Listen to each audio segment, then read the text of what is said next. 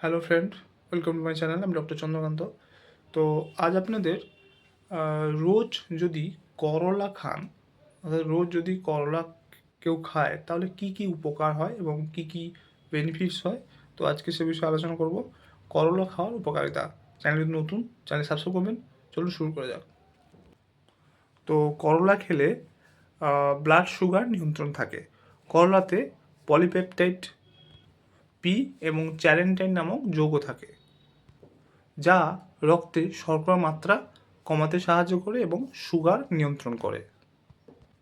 রোজ করলা খেলে হজম শক্তি বৃদ্ধি করে এবং কোষ্ঠকাঠিন্য দূর করে। সকালে করলার রস পান করলে পেট পরিষ্কার হয় এবং হজম শক্তি বাড়ে এবং কোষ্ঠকাঠিন্য দূর হয়। রোগ প্রতিরোধ ক্ষমতা বাড়ায়, ইমিউনিটি পাওয়ার বাড়ায়, কারণ করলাতে প্রচুর পরিমাণে ভিটামিন সি এবং অ্যান্টিঅক্সিডেন্ট থাকে।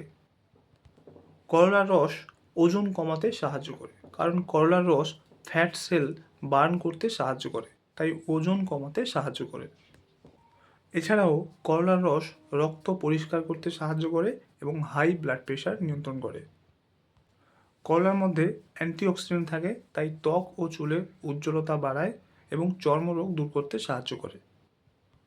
করলা কিন্তু দৃষ্টিশক্তির উন্নতি করে, অর্থাৎ করলার মধ্যে থাকা বিটা ক্যারোটিন এবং ভিটামিন এ দৃষ্টিশক্তির জন্য খুব ভালো।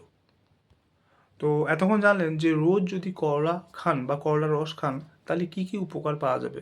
তো আপনারাও করলার রস খেতে পারেন বা করলা খেতে পারেন, তো এই সমস্ত উপকার পাবে। তো চ্যানেল নতুন, চ্যানেল সাবস্ক্রাইব করবেন, লাইক করবেন। Thank you for watching.